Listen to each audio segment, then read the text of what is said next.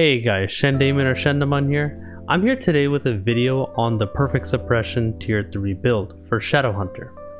Anyways, let's get into it. Now first off, if you don't know how this class works, it basically makes it so that you're unable to transform. However, your normal skills deal more damage. You might be thinking, well, what do you do with the meter then? Well, in this build, you expend your meter to buff your other skills. Basically, your main damage would come from your meter spender skills, while your non-meter spender skills generate meter, but still deal some decent damage along the way. First, let's start with the skill build. Now first I'll show what skills this build primarily uses, which are these skills right here. Cruel Cutter and Demolition are your meter spender skills, and your big damage skills. These skills eat 20% of the meter to deal much more damage. You would only use these if you have enough meter. Now that I've shown you the current skill build, let me quickly talk about some variations you can do on certain skills.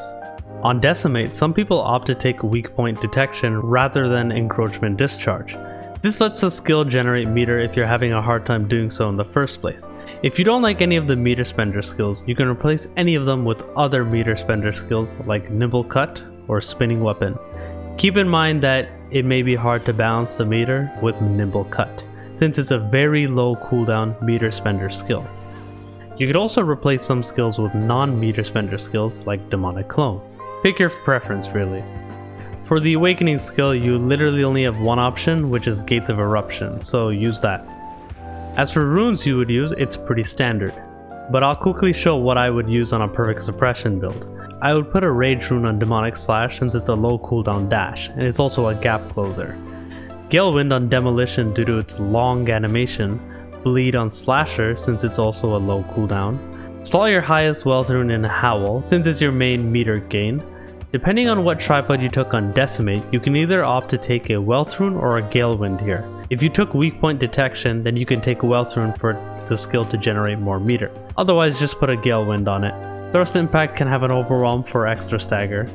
For the Conviction and Judgment combo, I would slot Conviction into Cruel Cutter and Judgment into Sharpened Cut. These two skills you use back to back, so it's very easy to proc in your normal standard rotation. The skill rotation here is pretty simple. You would use Howl into Cruel Cutter, followed by Sharpened Cut, into Thrust Impact, to Decimate, to Demolition, or whatever meter spender skills you took. Feel free to change the order of some of the non-meter spender skills. You can fit Slasher into any part of the combo. It's a low cooldown and it's just quick damage. And you can apply a bleed dot as well if you put a bleed rune on it. Demonic Slash is also decent to throw in, as it does also apply a synergy. Useful if Howl is unavailable to apply your synergy, or just use it as a gap closer in case you need to get in first. For stat allocation, run crit as your main stat with swiftness on your necklace.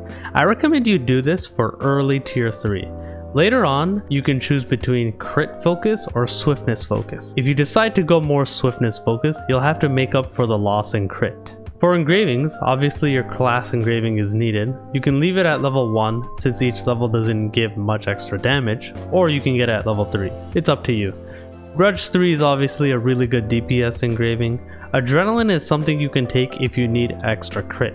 If you're going the swiftness stat focus, then Adrenaline is kind of a must-have. Ambush Master is great since you're a back attack focused class and it's just extra damage. Curse Stall is also another damage increase. Keen Blunt is an extra damage boost given that you have good crit rate. Raid Captain is also good if you can hit max move speed. This is also a really good option if you're swiftness focused build. Those are about the main engravings that can be good to use. For gems, I don't really need to discuss it much here, but just get damage and cooldown gems on your main damage skills like Cruel Cutter. For skills like Demonic Slash or Howl, a cooldown gem is only needed on those skills since they don't really do much damage to begin with. Next, I'm going to briefly go over set effects at certain item levels. If you are at Argos, which is the 1370 to 1400 range, you can use Preordained if you need more crit. If you have a good enough crit already, then feel free to run the Harsh Oath set. If you're at item level 1415, the new content you unlock is Normal Mode Vaultin. You can craft 4 pieces of Beast and 2 Argos.